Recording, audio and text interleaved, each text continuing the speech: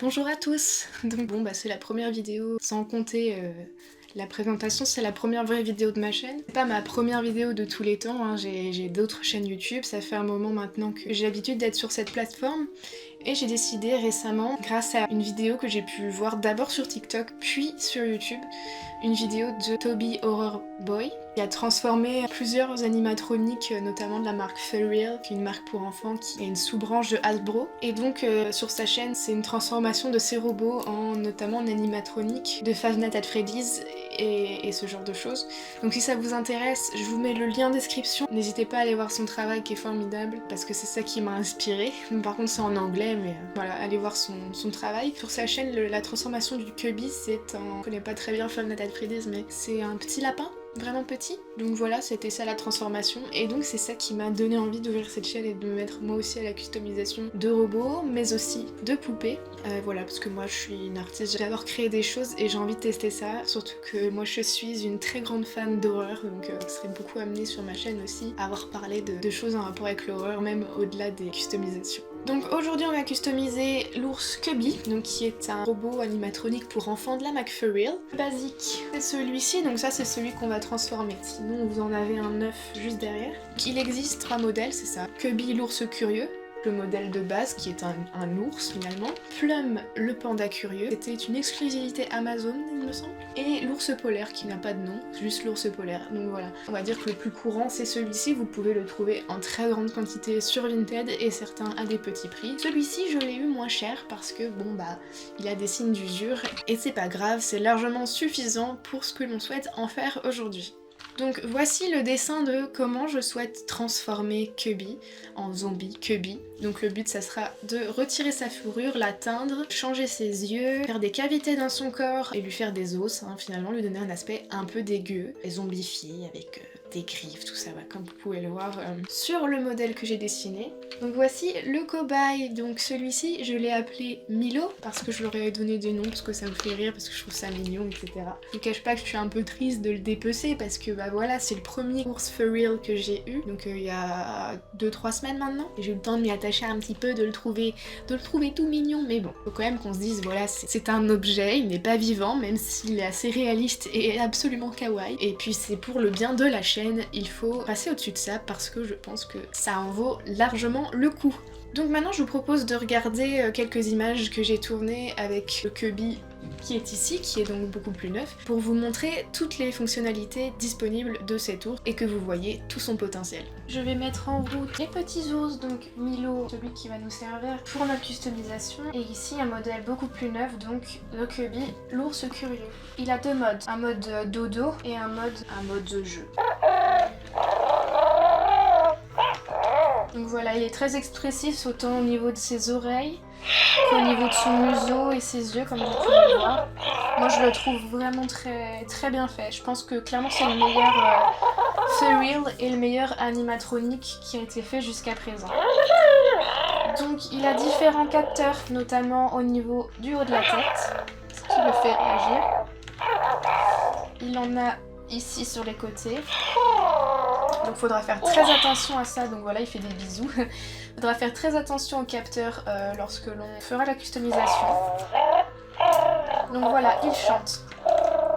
Et notamment, il chante lorsque l'on chante ou lorsque l'on met de la musique près de lui.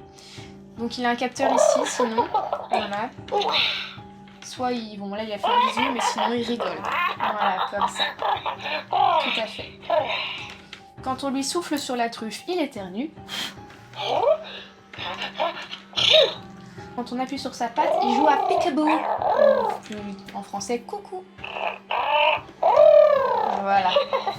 Il a plus de 100 combinaisons, il est vraiment mignon. Notamment, il réagit au biberon qui était vendu avec.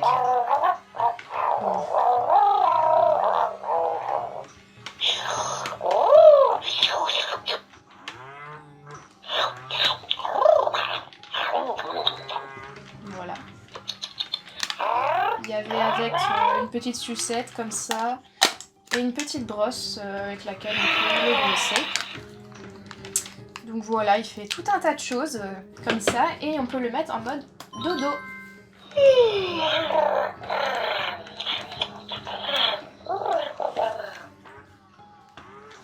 Voilà. Et là, il y a une petite musique d'ambiance qui se lance. Il y en a plusieurs.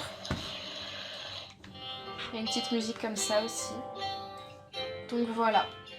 Et là, il est en mode dodo.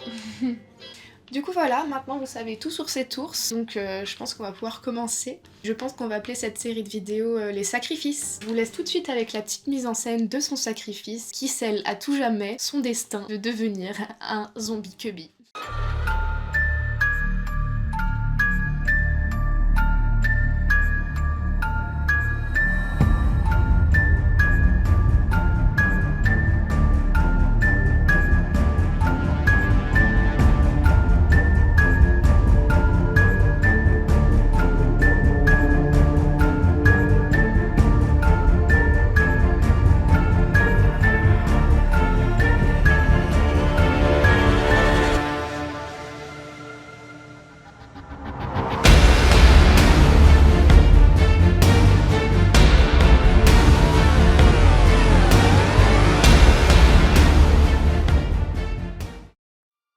Donc on se retrouve avec le petit cubby avec sa tête toute mignonne et son poil tout doux, il est trop chou. Bon, j'ai du rouge sur les mains, ça c'est parce que j'ai fait un petit truc juste avant. Et donc on va pouvoir commencer à le dépecer. Et pour cela j'utilise un ciseau de couture, c'est beaucoup plus simple, il est exprès pour couper le tissu parce que je vous raconte pas la galère sinon si vous utilisez un ciseau normal. Donc j'essaie de couper sur les coutures parce que je me suis dit que ce serait plus simple ensuite pour recoudre, mais en fait ça n'a pas tellement d'importance, après voilà, ça fait plus propre. Donc j'ai essayé de lui retirer son masque, mais le truc c'est qu'il était cousu notamment en haut des oreilles, autour du museau. Du coup j'ai bien galéré à l'enlever, j'étais obligée de démonter sa tête comme vous pouvez le voir. Mais bon, avec un cutter, un tournevis et des ciseaux, j'ai quand même réussi à lui retirer relativement facilement. Ça lui fait un petit masque. Donc voilà, là quand il a pu ses poils sur la tête, voilà ce que ça donne. J'ai voulu faire une petite mise en scène un peu creepy là comme ça. Coucou. Donc ensuite, je m'occupe de la partie scratch à l'arrière. Donc là, il était cousu tout autour du bouton d'allumage. Donc là, j'ai bien galéré. Ensuite, j'ai retiré les pattes et les bras, en retirant bien les coussinets qui bloquaient la fourrure finalement. Ça s'enlève assez facilement. J'ai pas trop galéré sur cette partie-là. Il est trop mignon, je trouve. Donc je fais pareil avec l'autre bras, évidemment. Je récolte les petits bouts. Le voilà sans poil au bras, enfin sans poil au bras, sans fourrure sur les pattes. Ensuite je m'attaque au buste. Voilà, je l'ai découpé.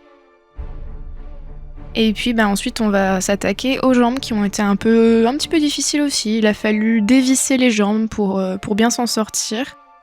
Et enlever les coussinets. Ça c'est vraiment une partie compliquée d'enlever les parties qui sont coincées à l'intérieur comme ça, comme les coussinets ou le contour des yeux. J'ai bien galéré. Mais bon, j'ai quand même réussi au final à retirer toute sa fourrure. Donc après, j'ai plus qu'à remonter les pattes. Et le voilà tout nu. On a tout emballé pour plus tard. Et le voilà.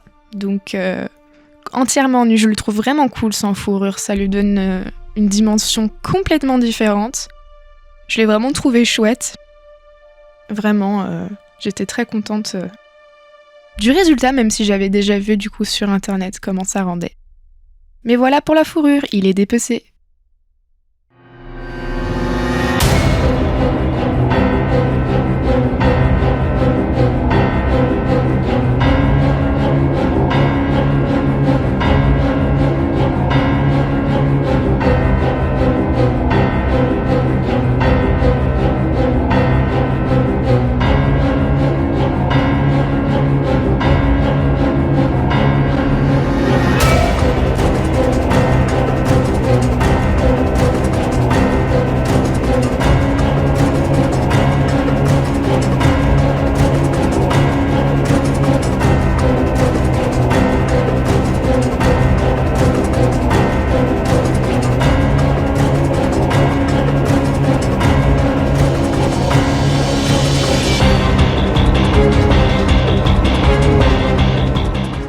Donc maintenant qu'il est dépecé, on va s'occuper de démonter sa carcasse et notamment les parties que l'on va transformer par la suite.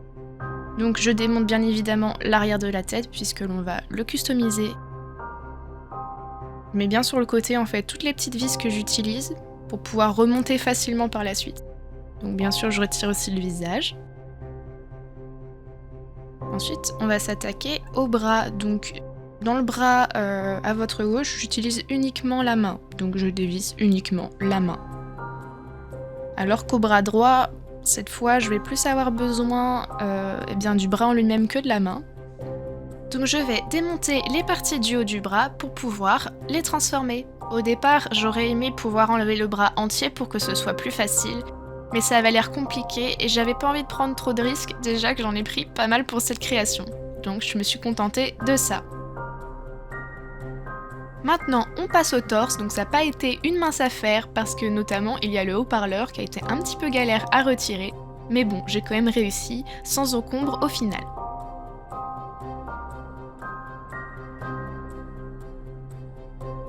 Je le trouve vraiment creepy comme ça. On dirait plus tellement un ours, mais plutôt une sorte de chien. Et je dois avouer qu'il fait un petit peu pitié, on dirait qu'il appelle à l'aide, qu'il veut qu'on l'achève. Mais bon, c'est vraiment cool de voir l'intérieur d'un robot. Surtout que moi j'y connais pas grand chose en mécanique, donc vraiment, je trouve ça vraiment chouette. En tout cas, on en a terminé avec le démontage, on va pouvoir passer à la suite.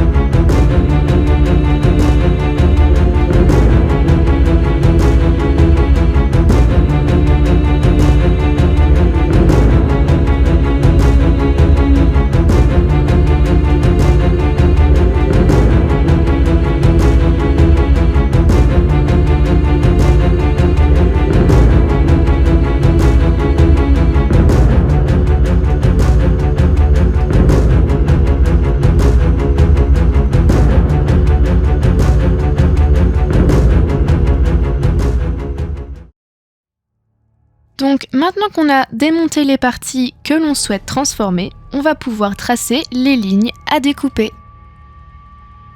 Donc je commence par le torse et je dois bien faire attention à esquiver toutes les zones qui sont importantes, notamment les tubes à l'intérieur qui servent en fait à maintenir la carcasse de l'autre côté. Donc je ne dois pas découper ces parties-là.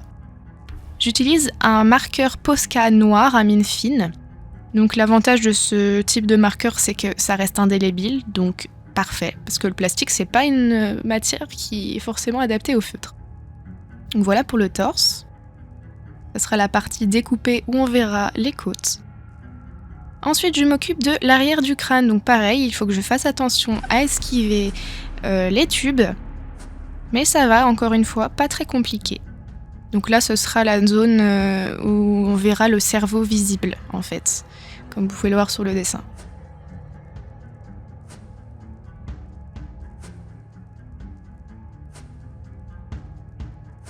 Ensuite, je m'occupe de l'avant du crâne. Là, ça a été un peu plus compliqué, parce qu'il y avait beaucoup de choses à esquiver. Donc ça n'a pas la forme initiale que je souhaitais, mais c'est pas grave, je m'en contente très bien, finalement. Et puis, au final, ça ne m'a pas du tout dérangé. Au contraire, ça fait peut-être plus naturel que si ça avait été vraiment une forme parfaitement symétrique. Ça fait plutôt des morceaux de visage, du coup. Et là, ce sera le crâne qui sera visible, du coup. Comme ça.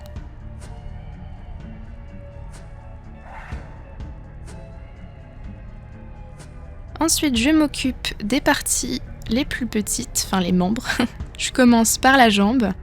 Donc là, je m'occupe de la forme qui sera en fait une plaie ouverte avec l'os apparent. Donc il va falloir meuler à l'intérieur même de la patte.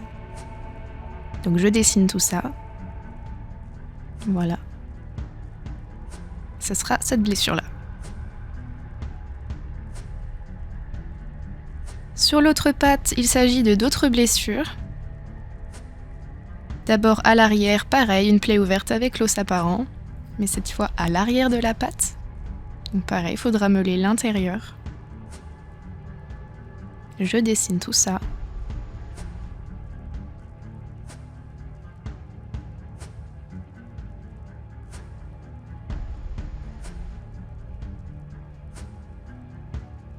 Pour l'avant,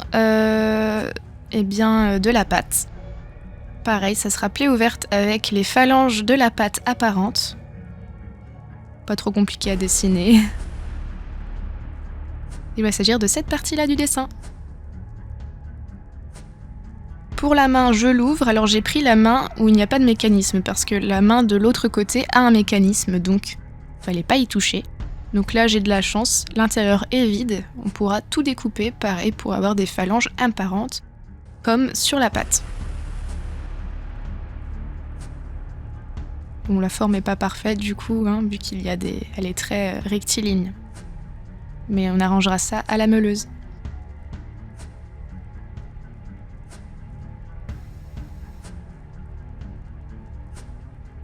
Donc ensuite, l'avant-bras. Donc là, par contre, j'ai un petit peu galéré pour esquiver les pièces de plastique qu'il ne fallait pas découper. Mais j'ai quand même fini par trouver une forme satisfaisante. Mais ça n'a pas été simple.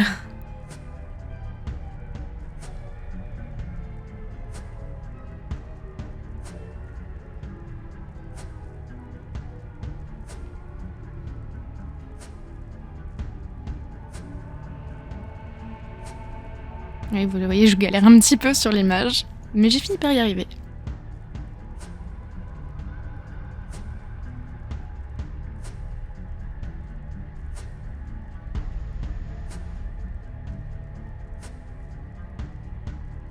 Là, c'est pareil, on voit bien les ronds, les trous, en fait, c'est ce que je dois esquiver. Mais j'ai trouvé une forme, et voilà, j'ai fini tous les traçages des zones à découper.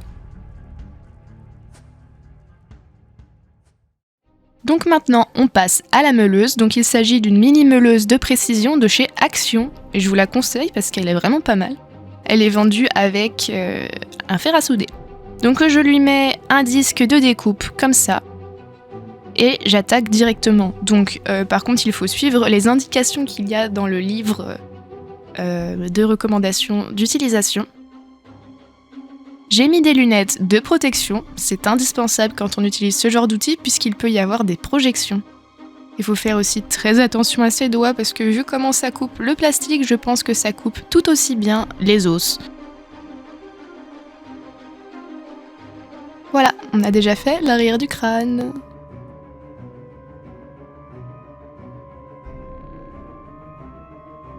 Donc là, je vais poncer la plaie. Donc j'ai pas fait ça à chaque fois. Après, j'ai fait toute la meuleuse, plutôt le ponçage. Mais voilà, je ponce en fait donc avec un outil de ponçage qui se met aussi sur la meuleuse. Et en fait, je ponce les parties découpées pour que ce soit lisse, parce que là, vous voyez peut-être pas très bien, mais c'est très granuleux. Donc là, c'est pour rendre la blessure beaucoup plus nette. Et toute lisse. Donc maintenant, on s'occupe du torse, donc le même processus. C'est assez satisfaisant à faire en fait. J'ai bien aimé. J'ai aussi mis un masque parce que franchement j'avais plein de particules de plastique dans le nez. Donc voilà. Donc pareil, je ponce.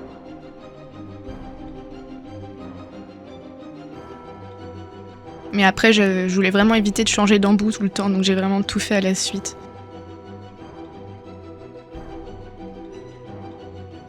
Donc là, je m'occupe du pied, donc un peu plus délicat parce qu'il s'agit vraiment d'une partie de plastique beaucoup plus épaisse.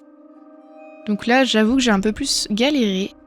Il a vraiment fallu que je meule l'intérieur, l'extérieur. Parce que la structure à l'intérieur, il fallait aussi la découper. Donc là, pareil, l'arrière, pas ce qu'il y a de plus simple. Donc là, on voit bien qu'il y a une sorte de structure qui a été faite exprès pour économiser du plastique. Mais dans un sens, tant mieux, parce que c'est beaucoup plus simple à retirer pour nous. Là, pour le coup, j'ai quand même poncé.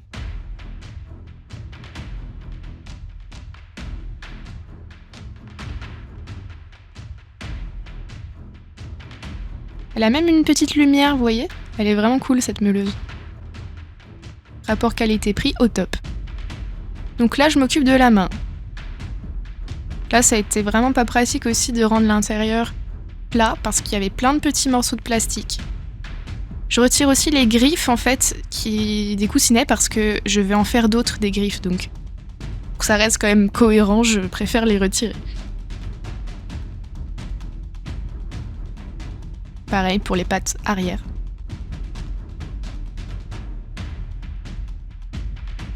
Donc là, c'est la partie où j'ai vraiment le plus galéré.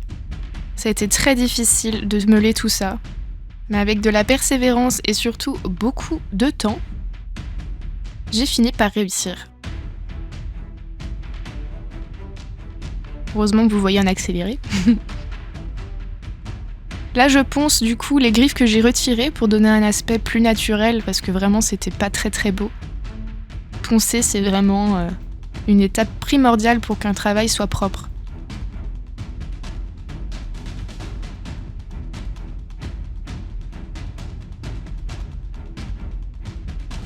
Je fais pareil avec la main, là il a fallu beaucoup de ponçage pour retirer tous les bouts de plastique.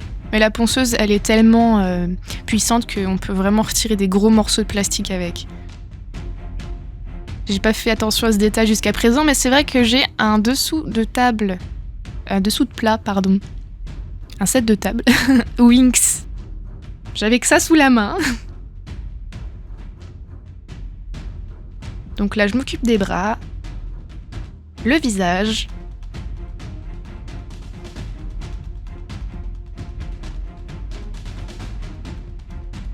Pas été facile non plus le visage. Et enfin, je ponce.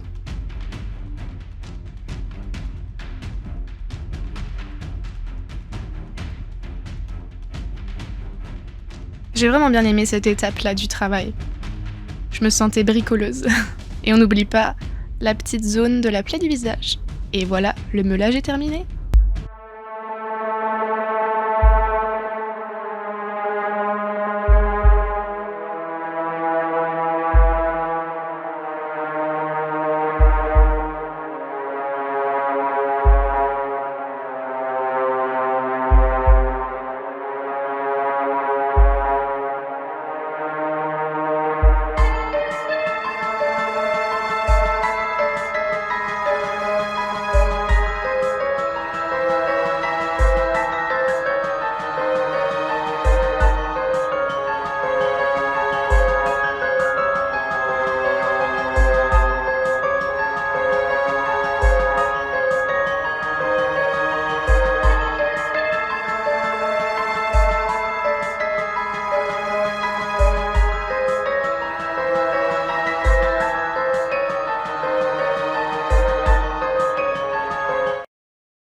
Donc avant de faire l'argile, j'applique une couche d'après. Donc l'après, ou aussi appelé gesso, c'est une sorte de base en fait, qui sert à rendre aussi plus solide, ça donne un aspect un peu comme du plâtre.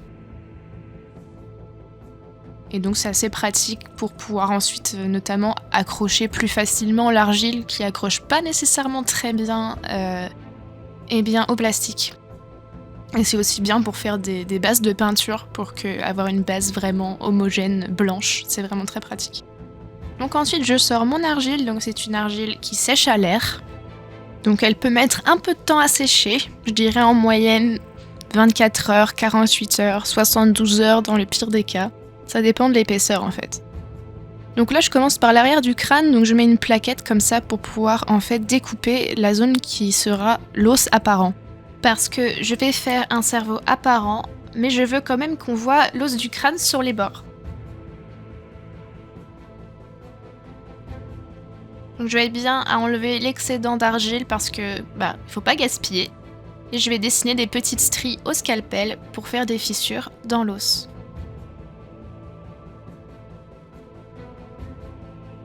Comme ça. Ensuite, je passe au bras, donc ça a été un petit peu plus compliqué, notamment parce qu'il y a le mécanisme. Désolée pour ma capuche. Vous savez, je débute, c'est la première fois que je fais ça, donc faut que je prenne mes marques, mais je suis vraiment désolée. Donc pour le bras, il fallait cacher le mécanisme, notamment un câble, donc j'ai bien fait attention à recouvrir toute la surface d'argile, mais en faisant attention à ne pas couper le fil.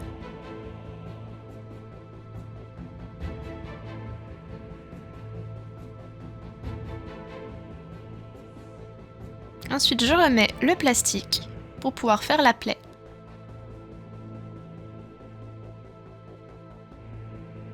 Vous pouvez voir ma magnifique undercut et mon jogging Aristocha. C'est vraiment la S, je suis désolée. Je vais m'améliorer, promis.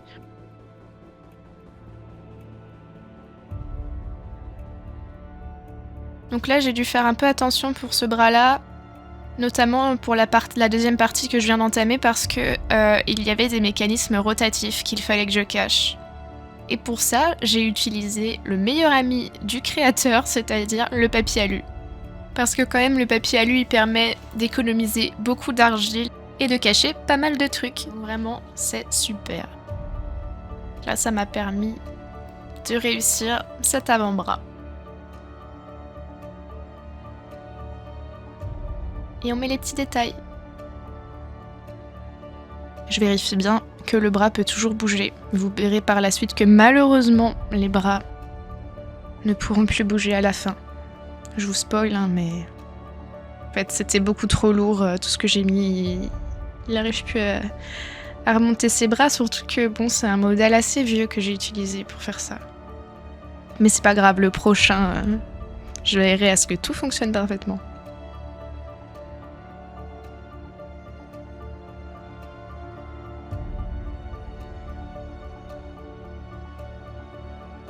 Ensuite, je rajoute un petit peu d'alu pour faire un os. Parce que je me suis dit que ça allait être beaucoup plus dégueu si on pouvait avoir un os apparent dans la plaie. Bon, ça correspond pas vraiment à la taille réelle d'un os de bras, mais j'ai fait comme j'ai pu. C'est pas grave, l'effet rend quand même très bien.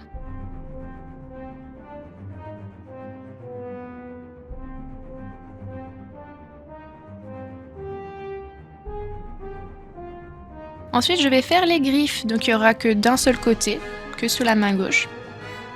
Et j'utilise du fil de fer, du papier aluminium pour faire la structure de la griffe, comme ça j'ai plus qu'à mettre de l'argile uniquement par-dessus. Comme ça c'est beaucoup moins lourd et beaucoup plus simple aussi. Et j'ai fait ça pour les 4, mais là je vous montre le processus que pour une seule griffe. Vous pouvez le voir, je les ai fait assez longues et crochues pour un aspect bien dégueu.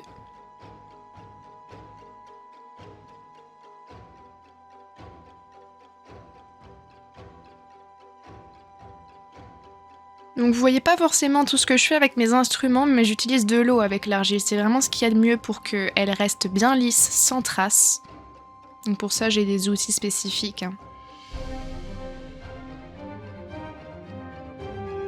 Et je fais des stries pour donner un aspect fissuré à la griffe.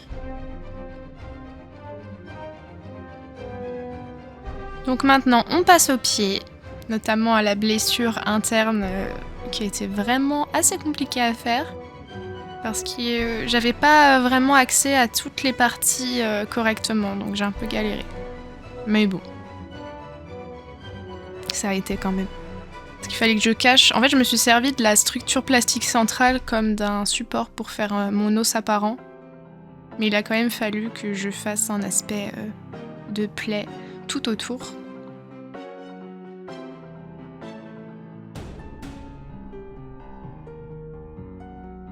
Donc voilà, je cache même l'arrière pour être sûre que ce soit vraiment propre.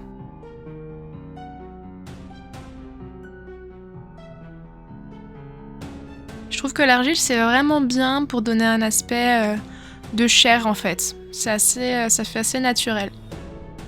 J'avais jamais travaillé l'argile avant. Je travaillais plutôt la fimo et au final je me rends compte que je préfère largement l'argile. Beaucoup plus simple à travailler.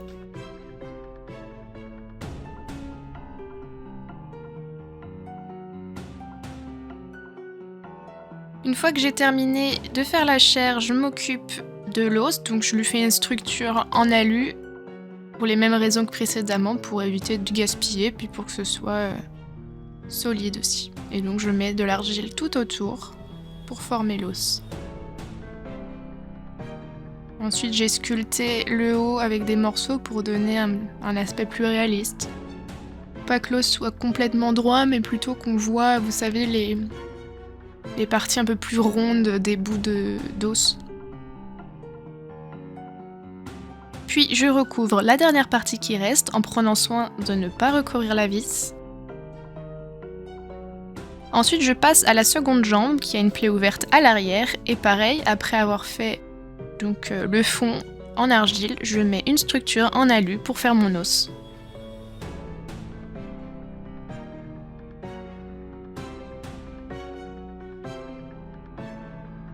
Et bien sûr je rattache les parties en fondant l'argile en fait avec le reste. Sinon ça se décolle et ça crée des fissures.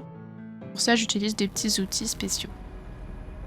Donc là on passe au torse, une partie qui a été très délicate. J'ai mis beaucoup d'alu pour pouvoir faire une structure. Et je vous cache pas que plus tard dans le processus, hors caméra, j'étais obligée de tout démonter pour retirer l'alu qui empêchait les bras de bouger. Mais au final, ça ne les a pas empêchés de ne plus pouvoir bouger plus tard. Mais bon. Donc je remets bien le haut-parleur. Pas été mince à faire. Et je sculpte mes côtes. J'essaie de boucher tous les trous pour être sûr que ça tienne. Et aussi j'ai dû faire très attention pour le mécanisme qui lui permet de lever la tête. Il a fallu que je le mette en marche dans une certaine position pour que ce soit nickel, sinon il ne pouvait plus lever la tête. Vraiment partie très compliquée le torse, parce qu'il y avait beaucoup de mécanismes derrière. Et niveau sculpture, ça a été assez fun, j'ai bien aimé. Première fois que je sculpte des os comme ça, j'ai bien aimé l'expérience. Donc pour la main, pareil, je vais mettre un fond pour cacher tout le plastique.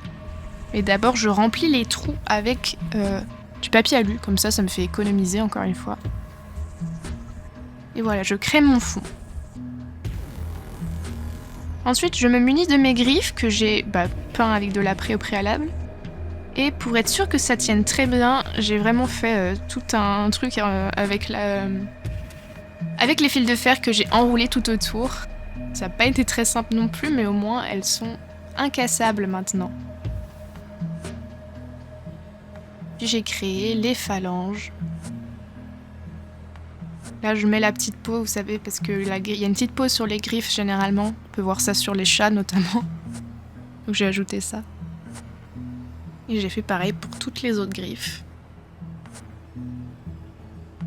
Donc elles sont pas symétriques les unes les autres.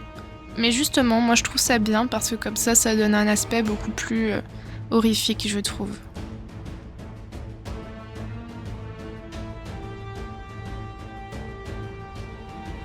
Donc voilà, ça avance. Et une fois que j'ai terminé avec les griffes, je vais faire les phalanges.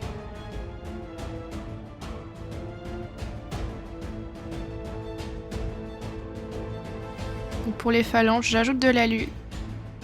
Et je mets de l'argile, toujours pareil, le même processus.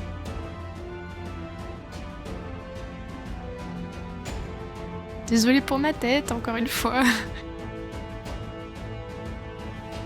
Et donc c'est cette pâte-là qui est vraiment très lourde et qui empêche les bras de se relever maintenant. Mais maintenant, je saurai pour la prochaine fois.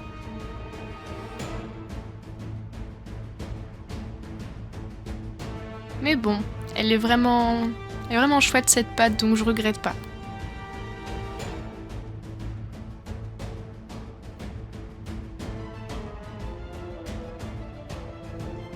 Ensuite, je passe à l'arrière du crâne, mais cette fois la partie du cerveau. J'ai attendu que la partie os sèche, comme ça je suis sûre qu'elle ne bougera pas. Donc là je remets une couche et j'ai surtout énormément bourré de papier alu pour que ça soit stable de l'autre côté parce que sinon ça accroche pas très bien. Et en fait je retire le papier alu une fois que c'est sec, en faisant bien attention à pas arracher l'argile. Donc là je crée des sillons pour faire un peu les formes du cerveau, avec des bouts qui ressortent, des bouts plus creux.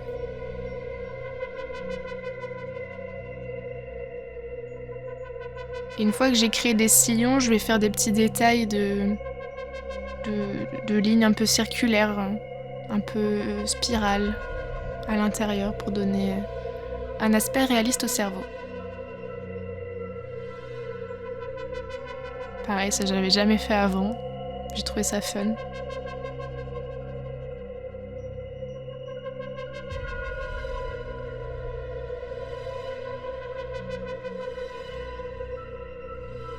Prochaine étape. Le pied. Donc là aussi, ça a été une étape assez compliquée. Donc pareil, j'ai dû bourrer de papier alu pour créer un plancher imaginaire en attendant que ça sèche. Et sinon, l'argile, elle n'est pas dure, hein, elle est molle et donc c'est pas très pratique.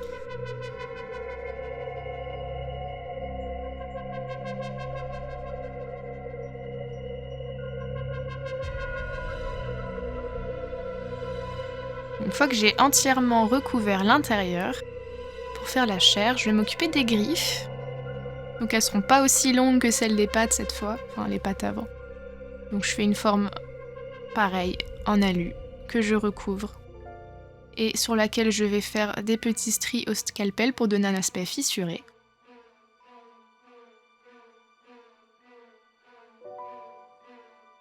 Cette fois, bon, on voit sur l'image qu'il y a du fil de fer, mais je me suis rendu compte après coup que ça servait pas à grand chose concernant les pieds, donc je l'ai enlevé. Et voilà, je les positionne et ensuite je les scelle avec de l'argile en faisant les phalanges.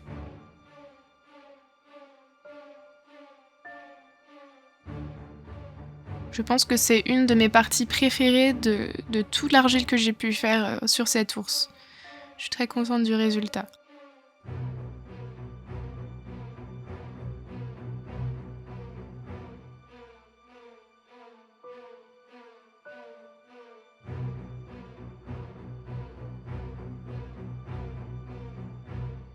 Voilà pour la patte, avec les phalanges apparentes.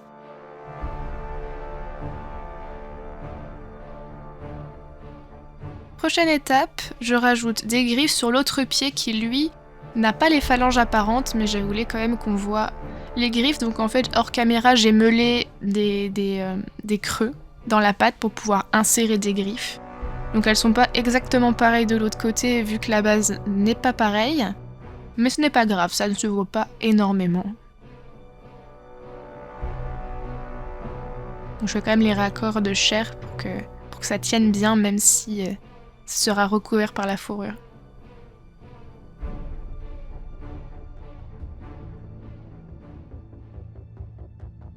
Donc là maintenant, on va s'occuper des yeux. Donc je sors ma meuleuse. Parce que comme vous pouvez le voir, la surface est beaucoup trop lisse pour que je puisse peindre dessus. La peinture n'adhérerait pas. Donc je vais devoir poncer toute la surface de l'œil, mais surtout la paupière, parce que sur l'œil de gauche, je ne veux pas qu'il y ait de paupière. Donc en mettant la ponceuse suffisamment fort, je peux complètement retirer la paupière. Je finis au papier directement parce que c'est beaucoup plus rapide. Et tout aussi efficace. Voilà. L'œil gauche est poncé, vous voyez la différence. Donc je fais pareil sur l'autre, mais cette fois je ne retire pas la paupière. Je ne fais que poncer pour pouvoir peindre. Voilà les deux yeux. Donc maintenant je mets de l'après dessus pour avoir une couche homogène pour pouvoir peindre. Et pour cacher aussi l'œil de base. Donc je sais plus combien de couches j'ai dû mettre d'après, peut-être 2. Ensuite je peins la paupière de l'œil droit en noir, puisque l'ours sera noir, donc il faut que ça matche. Je mets du blanc sur la partie oculaire pour complètement cacher le motif d'origine. Donc j'ai mis beaucoup de couches de blanc pour que ce soit vraiment parfait. Et je n'hésite pas à me munir d'un pinceau pour les petits détails et que ce soit parfaitement propre.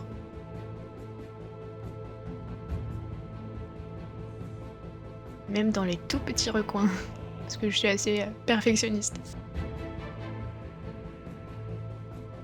Pour l'autre œil, j'opte pour une base jaunâtre, puisqu'il va s'agir d'un œil infecté. Je me suis dit jaune, c'est une bonne base. Ensuite, je prends un crayon à papier pour dessiner la forme de mon œil, pour être sûr que ce soit bien rond.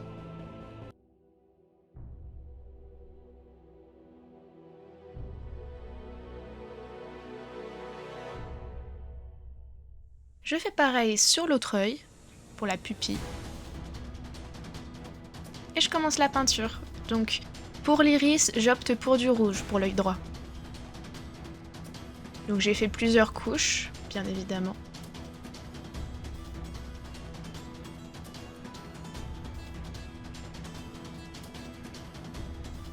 Pour l'œil jaune, je me munis d'une éponge qui est très pratique pour faire un effet ensanglanté très subtil. Donc je commence par du rouge, j'en mets plusieurs couches de plusieurs teintes différentes pour créer un fondu et un effet naturel. Et je continue à enchaîner les couches pour l'œil droit. Cette fois, je mets des couleurs plus foncées. Je suis désolée, j'ai mal cadré. Ah bon, je suis nulle. Et j'hésite pas à rajouter même des couleurs très foncées pour donner un effet échymosé.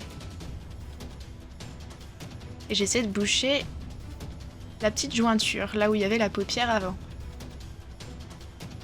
Là, je commence un dégradé, donc je me munis d'abord d'un marron que j'ai mélangé à du rouge, donc une sorte de bordeaux finalement. Et je commence à travailler sur les nuances de l'iris.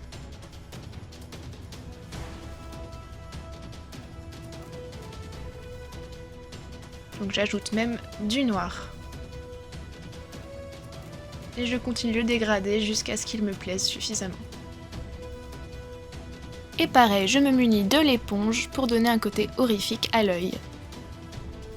Ensuite, pour l'iris de l'autre œil, je me munis de jaune pour faire un aspect un peu œil crevé. Et je fais des nuances de orange. J'ajoute même du rouge et du marron.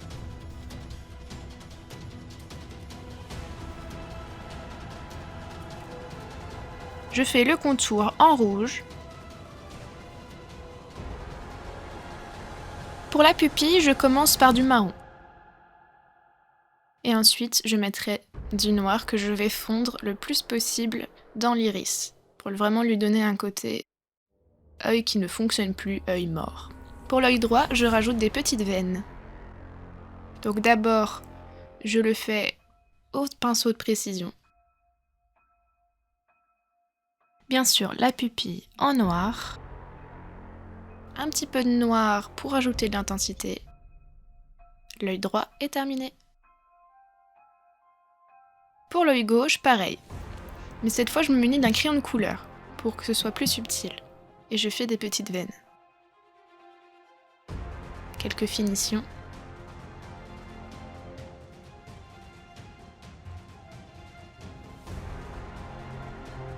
Et nous avons terminé les deux yeux.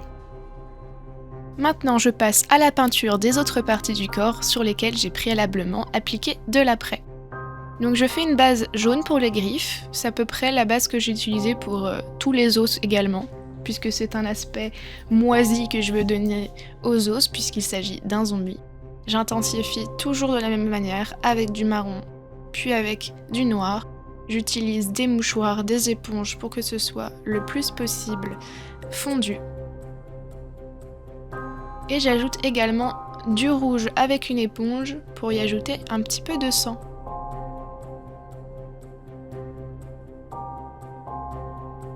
Ensuite, je passe à la peau, plutôt la chair, donc bien sûr du rouge. Pour le rouge, j'utilise aussi tout le temps la même technique, je mets d'abord du rouge, ensuite du noir, puis du rouge, puis du noir, puis du rouge, jusqu'à ce que ça me plaise.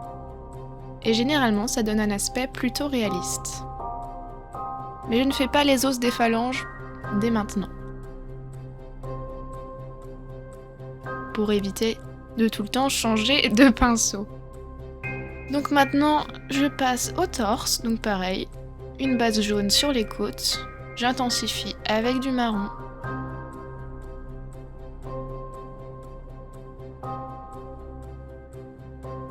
Puis avec du noir.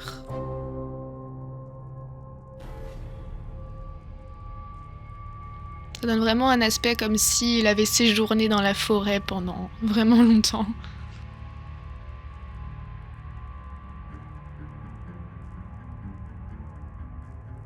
J'ai mis du noir partout pour que le sang soit vraiment foncé entre les côtes, parce qu'il s'agit quand même de cartilage.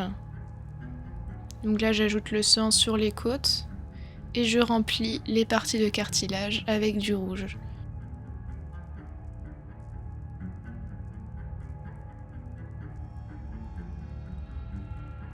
Ensuite, je mets du rouge tout autour des plaies, sur le plastique pour pouvoir avoir un raccord parfait une fois que l'on remettra la fourrure. Je passe au bras. Donc pareil, du jaune.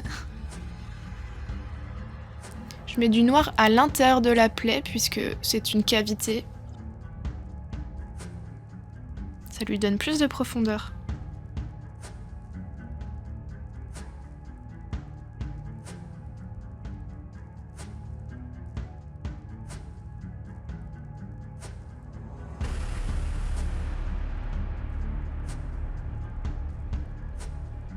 J'ai mis beaucoup de noir comparé aux autres plaies sur celle-ci. Et pareil, je fais le contour en rouge pour les raccords. Pour la jambe, la même chose. Donc l'os, ce sera couleur jaunâtre comme les griffes. Et la cavité, je la fais entièrement en rouge avec des dégradés de noir pour plus de profondeur et plus de réalisme. Ça n'a pas été facile de peindre dans le fond parce que mon pinceau passait pas. Donc il y a des zones qui sont encore blanches mais on les voit pas, donc ça va. Faut vraiment regarder à la loupe pour s'en rendre compte.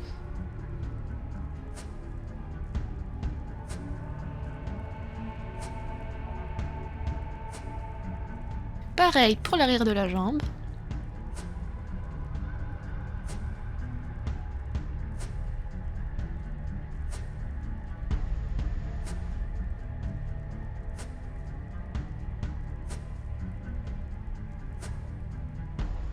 Mon chat m'assiste.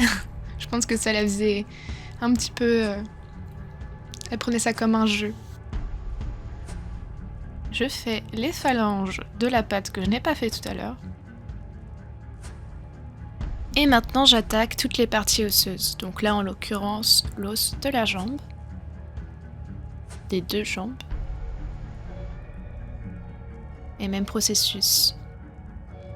J'intensifie avec du marron, puis avec du noir, et j'ajoute du sang.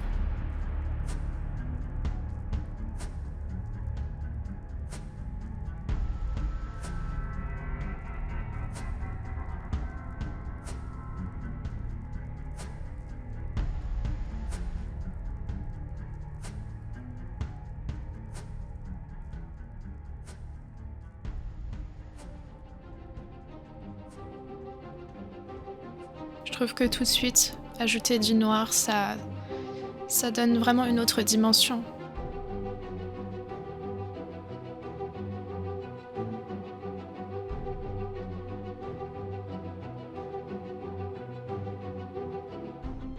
Et finalement, je rajoute encore du noir dans le sang parce que ça ne me paraissait pas assez intense.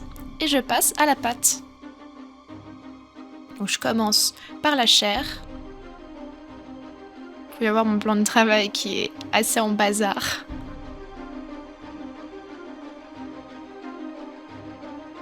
Les griffes, une base jaune.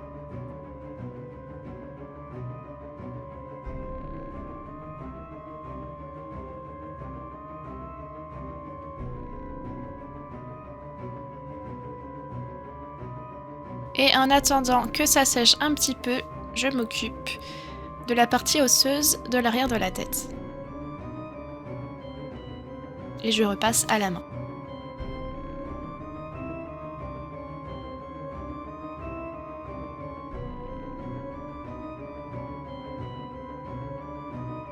Quand je peignais, ça me faisait assez rire parce que au départ, quand c'était juste les bases jaunes et rouges, j'avais l'impression que ça faisait ketchup moutarde quoi.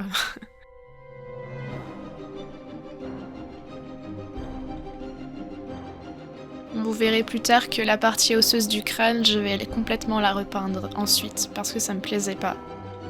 Pour le cerveau, j'essaie de faire des nuances assez claires comparées au reste parce que le cerveau c'est quand même assez clair.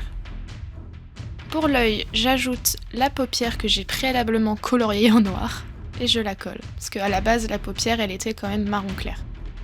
Donc je l'ai coloriée au Posca noir et je la recolle. Faites pas attention à ma tenue. Il faisait un peu froid, j'avais une cape plaid.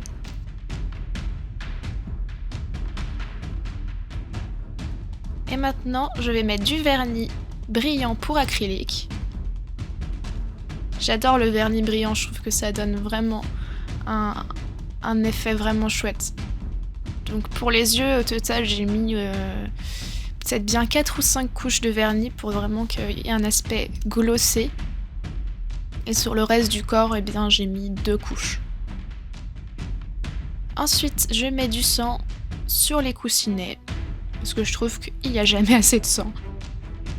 Et comme ça me permet de cacher un petit peu l'endroit où j'ai enlevé les griffes. Qui n'étaient pas nickel. Et pareil, j'intensifie avec du noir, comme d'habitude. Et vous pouvez voir le crâne à droite que j'ai repeint en jaune parce que je voulais complètement recommencer. Donc j'ai fait une nouvelle base. Et je remets du rouge par-dessus le noir, etc.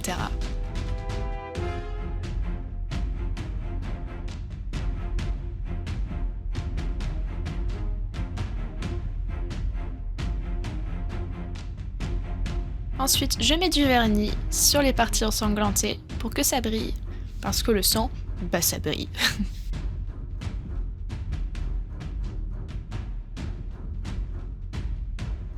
Donc, je mets du vernis sur toutes les plaies sauf le bras parce que comme vous pouvez voir, il y a un petit problème. J'ai voulu mettre du vernis bombe et j'ai eu un petit problème, donc j'ai dû repeindre le bras, mais je l'ai fait hors caméra.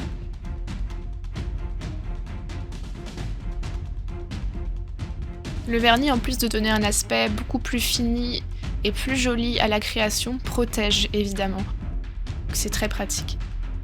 Donc j'ai repeint les parties du cerveau et on a terminé pour la peinture.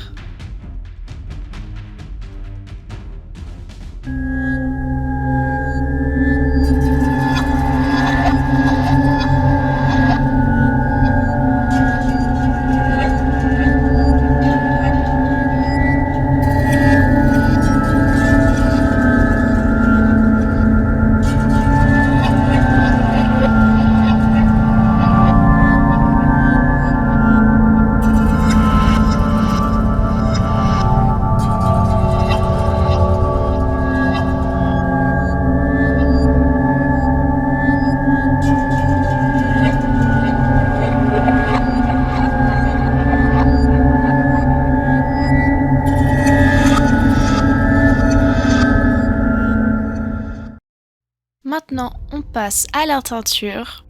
Donc j'ai sorti tous les morceaux de feutre et j'utilise un énorme marqueur Posca noir que je brosse avec d'abord une brosse souple, mais ensuite je me suis rendu compte qu'au peigne c'était quand même beaucoup plus pratique. Donc ça m'a pris beaucoup de temps, mais je regrette pas.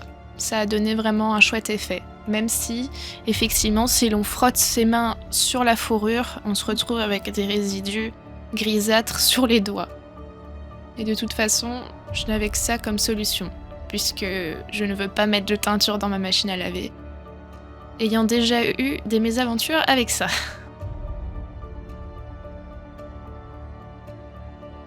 Mais le Posca noir, ça marche plutôt bien, même si un seul n'a pas été suffisant. J'ai dû en acheter un deuxième.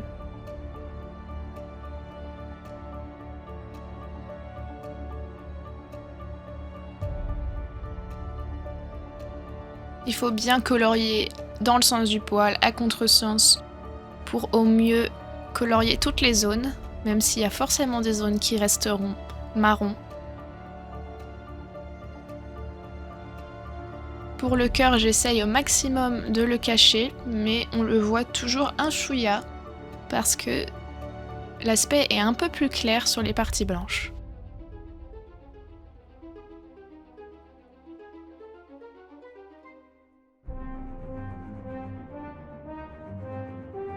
Comme vous pouvez le voir dans le fond, j'éteins la majorité. Là, je lui fais des petits sourcils pour rigoler. et je lui teins entièrement la tête, la dernière partie qu'il faut teindre. Ça n'a pas été la partie la plus facile à peindre.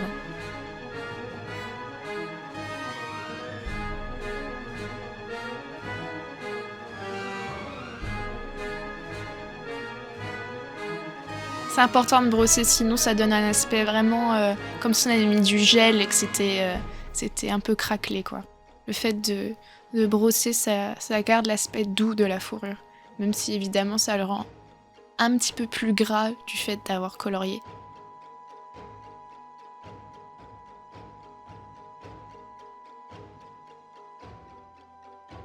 Bien évidemment, il faudra quand même faire des retouches de noir une fois que la fourrure sera remise.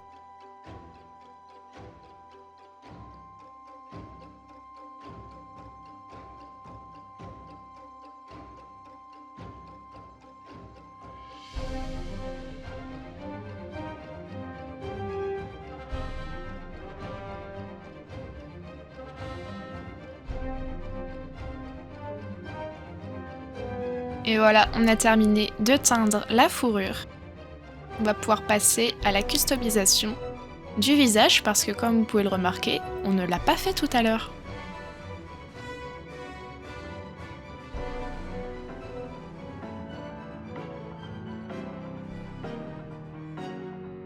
Donc on commence l'argile. Donc ça n'a pas été mince à faire non plus. J'ai été obligée de mettre beaucoup de papier alu. Et au moment où je l'ai retiré, ça s'est décollé, mais heureusement avec un petit peu de glu, j'ai pu le refixer correctement. Donc j'essaie de faire les raccords avec les bords.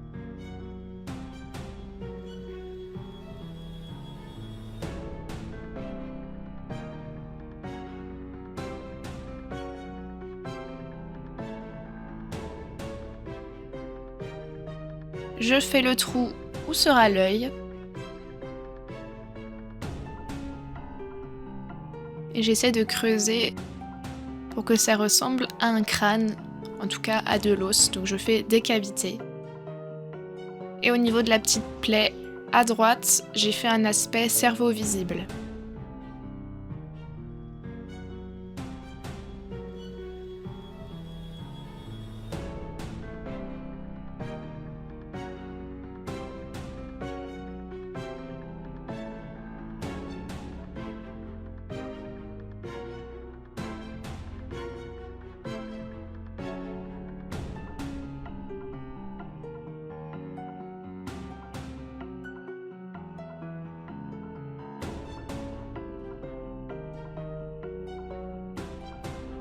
Et voilà, on a fini l'argile de l'avant du crâne.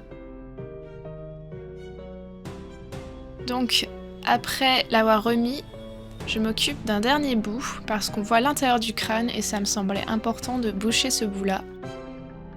Surtout qu'il nous reste aussi le museau à customiser.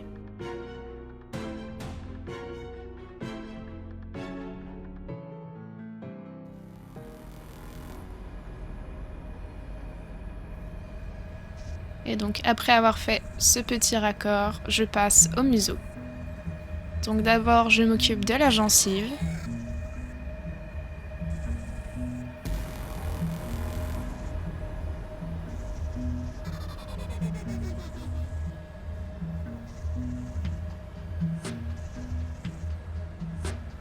Encore désolée pour ma tête.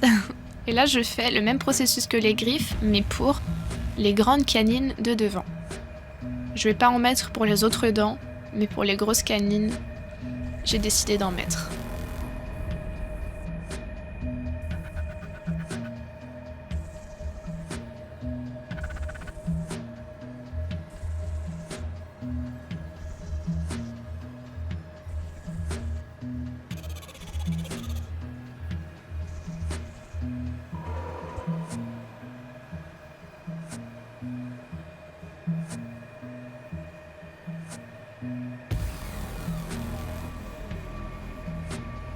Ensuite, je place les autres dents.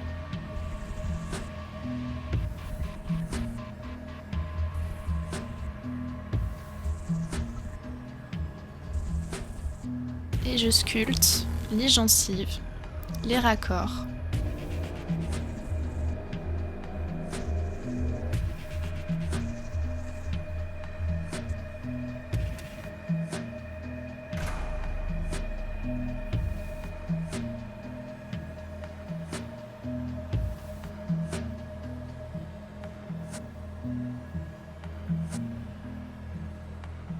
Donc forcément tout ça, ça rend la tête un peu lourde, ce qui fait que il bougera sa tête de manière moins fluide qu'avant, mais c'est pas grave. Et je mets aussi des dents en bas.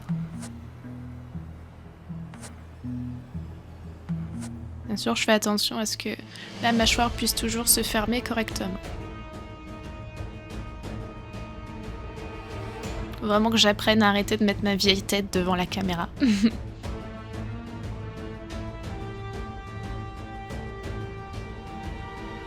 Mais de l'autre côté, je fais uniquement les canines, puisque la chair ne sera pas apparente de ce côté-là. Il est blessé qu'à gauche.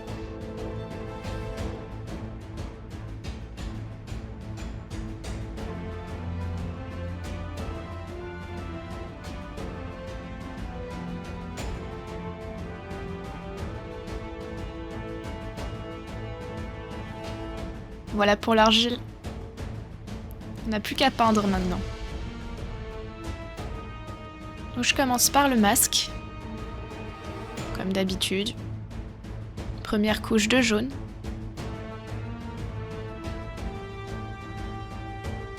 On intensifie avec du marron.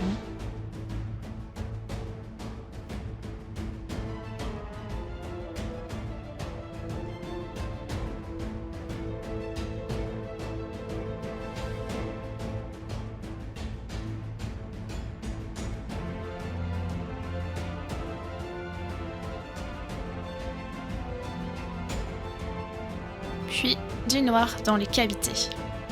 Ça lui donne un aspect un petit peu brûlé. On pourrait croire que peut-être des gens ont essayé de le calciner pour le tuer, mais ça ne fonctionne pas. Parce que c'est un zombie.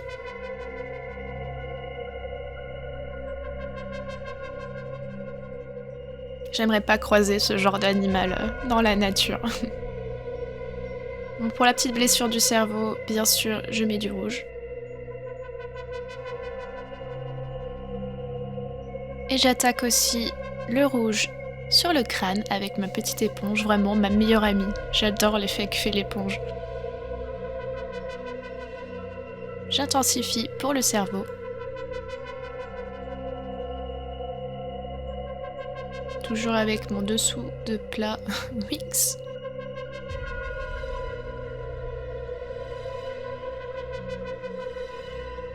Et je passe à la mâchoire. Donc je vous ai pas montré, je l'ai fait hors cam, mais j'ai mis du sang aussi sur le museau, enfin sur la truffe de l'ours.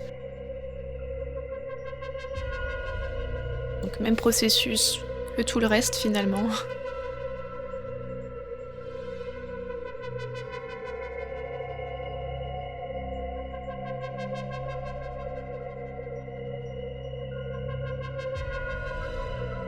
Les gencives en rouge.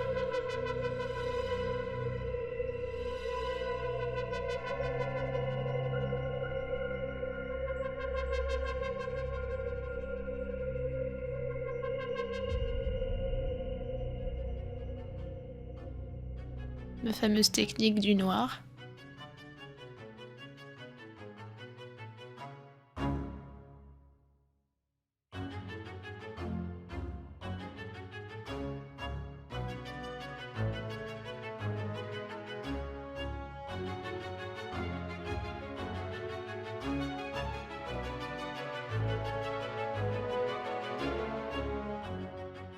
Je remets un petit peu de rouge sur la truffe.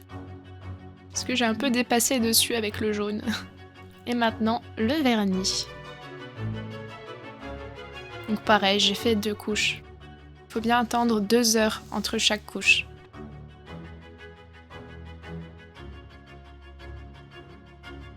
Et le vernis sur la bouche.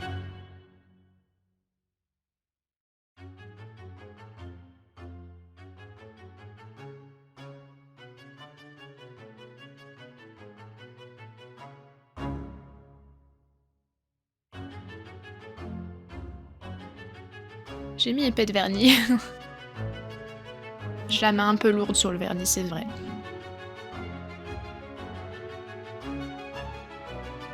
J'ai aussi mis du sang sur la langue. En tout cas, voilà. On a enfin terminé la peinture du visage. Et tout court.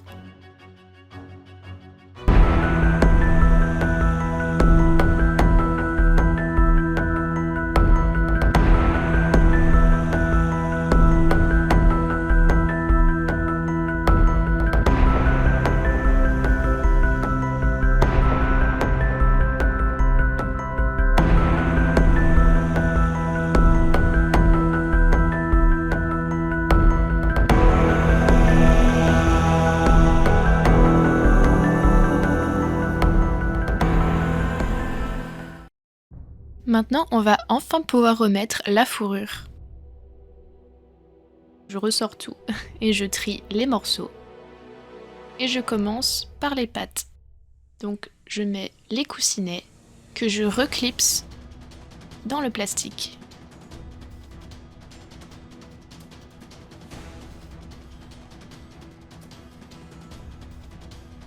Encore désolée pour ma tête, c'est la première vidéo, promis je vais m'améliorer par la suite. J'ai été obligée de démonter les jambes pour mieux y arriver.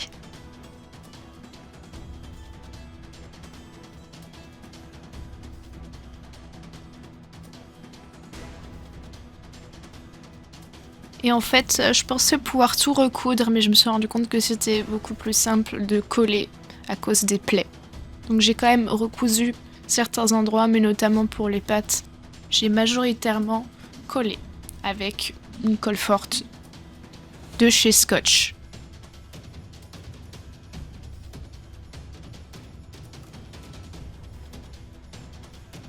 J'ai dû faire bien attention à pas recouvrir la vis parce que sinon je ne pouvais plus revisser les jambes. J'ai fait un petit trou qui se voit pas, puis après j'ai recollé un bout de fourrure par-dessus. Pour les mains, même processus que les pieds. On remet les coussinets.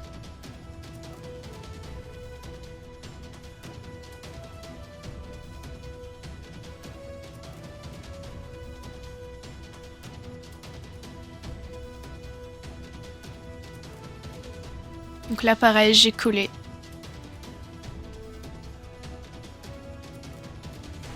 Mais ça marche très bien avec la colle.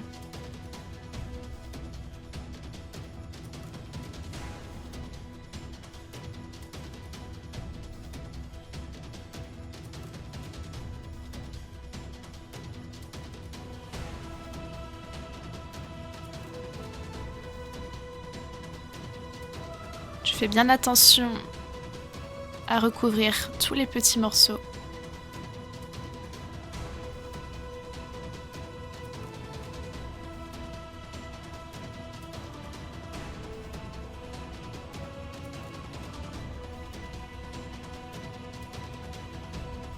Cette fois, je couds.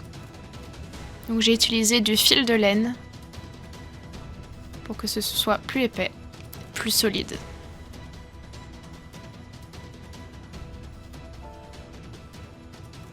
J'ai cousu aussi des petits détails pour cacher les dernières petites choses.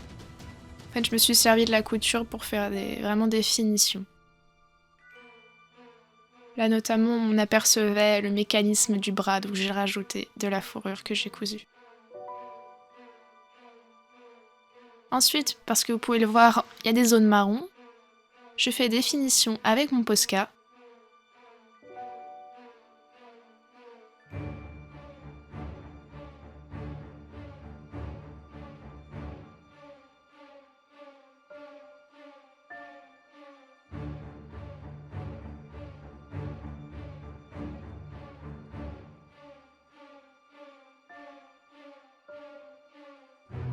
Et ensuite, j'ajoute de la peinture autour des plaies pour faire le sang. Donc cette fois, j'ai pris de la peinture pour donner un aspect dur en fait au contour des poils, comme s'ils avaient durci à cause du sang. Donc je fais du rouge, du noir, du rouge, comme d'habitude.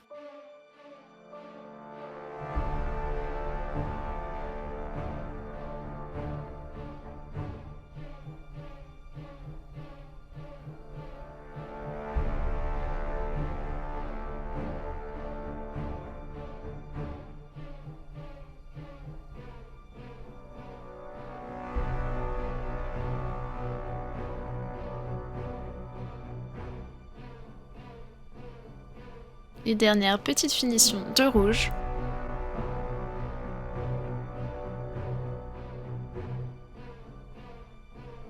Je mets du vernis sur le sang pour le faire briller, parce que le sang ça brille et moi j'aime quand ça brille. Puis ça protège aussi la peinture. C'est pas trop fait pour normalement, mais ça a fonctionné. Et on a fini pour le corps, on va pouvoir passer à la tête. Pour la tête, je découpe l'oreille parce que je veux que cette oreille-là soit mutilée. Et je recouds bien évidemment la plaie.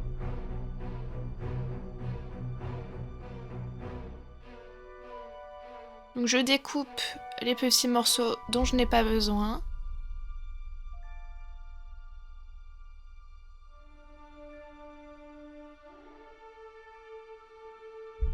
Ensuite, je fais des piercings pour son oreille droite, donc j'ai été obligée de meuler des anneaux. Et ensuite, je lui ai fait des piercings, et j'en ai mis 3. Pour lui donner un aspect un peu plus méchant, entre guillemets. Ensuite, puisque l'on voit l'intérieur du mécanisme par les yeux, j'ai mis du tissu noir pour que ce soit caché et que ça donne vraiment un côté bien fini. Pareil, pour l'intérieur de la bouche, je lui mets du tissu noir pour cacher le blanc du plastique.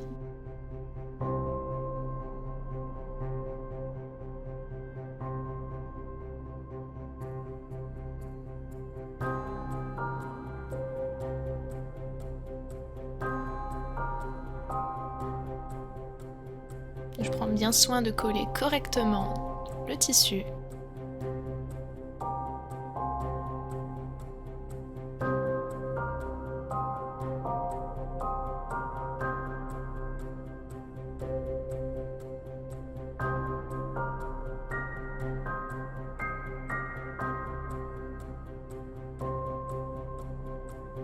Et maintenant, on va pouvoir lui mettre sa fourrure. Donc son capteur de la tête, j'ai dû le ressouder plusieurs fois. Et je l'ai collé à l'extérieur de la tête. Parce que sinon je ne pouvais plus fermer la tête malheureusement. Mais il fonctionne très bien comme ça, donc nickel.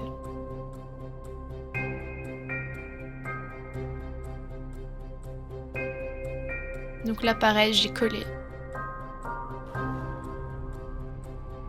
J'ai juste cousu quelques petits endroits comme le dessous de la tête, juste ici.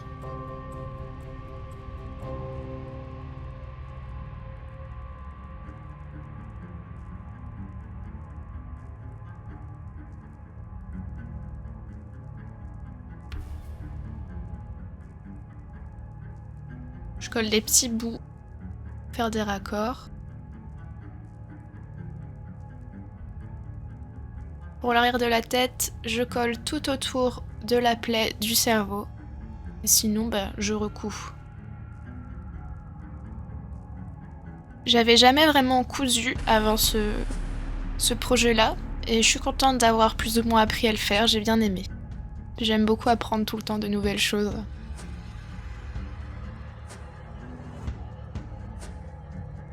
Donc ensuite, je refais les retouches au feutre pour la tête cette fois-ci.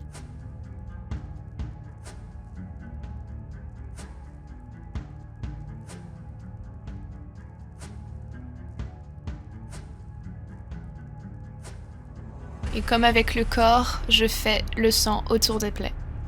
Rouge, noir, rouge, noir.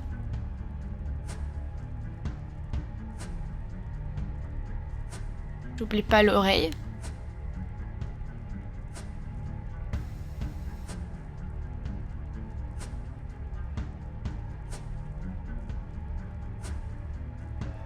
J'ajoute le noir.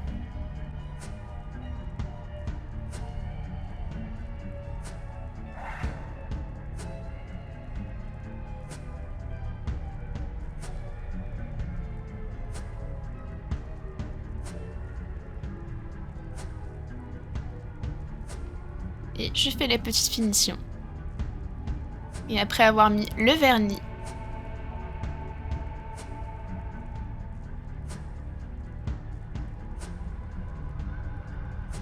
eh bien on a terminé. Après 90 heures de travail et 4 semaines.